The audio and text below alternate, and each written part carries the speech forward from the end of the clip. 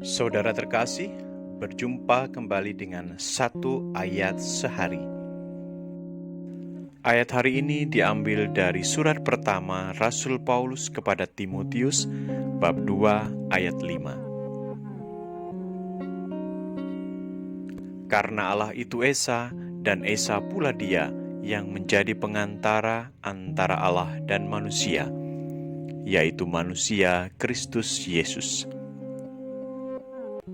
Saudara terkasih, jika kita melihat konteks surat, ayat ini adalah bagian surat Rasul Paulus kepada Timotius bab 2 ayat 1 sampai dengan 8 tentang doa.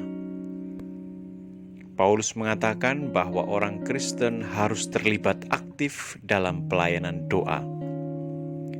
Bukan hanya untuk kepentingan pribadi atau keluarga, tetapi untuk semua orang, termasuk masyarakat luas, para penguasa, dan pejabat pemerintah, serta aparat.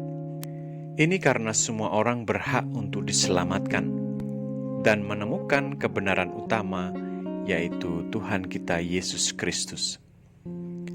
Cinta Allah kepada semua manusia adalah sama, dan Allah berharap bahwa semua orang diselamatkan dengan cara yang sama, yaitu dengan beriman kepada Kristus. Ayat ini juga menegaskan iman Perjanjian Lama bahwa Allah Israel adalah satu-satunya Allah yang benar-benar ada dan menyelamatkan. Dalam Ulangan bab 6 ayat 4 sampai dengan 5 dituliskan, "Dengar ya Israel, Tuhan Allah kita, Tuhan adalah satu.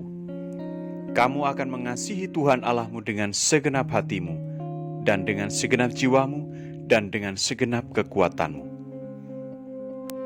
Maka jika Allah itu Esa, seharusnya tidak ada Allah-Allah yang lain. Allah yang Esa akan mengirimkan utusannya untuk membawa semua manusia kembali kepadanya. Dialah Yesus, Allah yang menjadi manusia dan tinggal di antara kita. Yesus adalah pengantara satu-satunya dan utusan Allah yang membawa orang kembali kepada Allah. Yesus adalah satu-satunya jalan kepada Allah. Di dalam Ibrani bab 9 ayat 15 juga ditegaskan bahwa Yesus adalah pengantara perjanjian baru yang mati karena pelanggaran perjanjian yang pertama. Tidak ada makhluk spiritual atau manusia lain yang diperlukan sebagai pengantara bagi kita dan Tuhan. Yesus adalah cara kita berkomunikasi dengan Allah. Tidak ada saluran lain. Saudara terkasih, jangan pernah ragu beriman pada Kristus.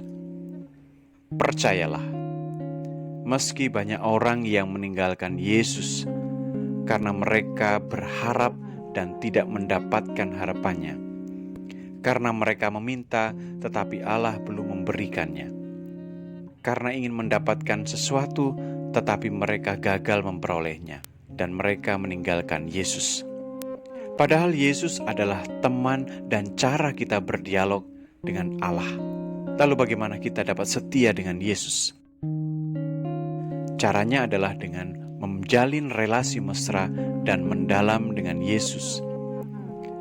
Kita harus berjumpa secara personal dengan Yesus, sehingga iman kita tidak akan mudah digoncangkan karena kesukaran dan tantangan hidup kita.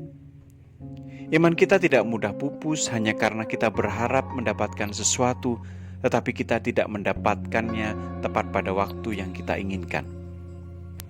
Jangan ada iman hanya berdasarkan kata-kata pastor, para katekis, guru agama, atau yang lainnya. Jangan ada iman karena kita merasa apa yang kita minta selalu diberikan oleh Allah. Dan jangan sampai iman kita muncul karena kita bisa mendikte Allah. Saudara terkasih, biarlah iman kita tumbuh dan berkembang dengan pengalaman, relasi, dan pertemuan kita dengan Allah.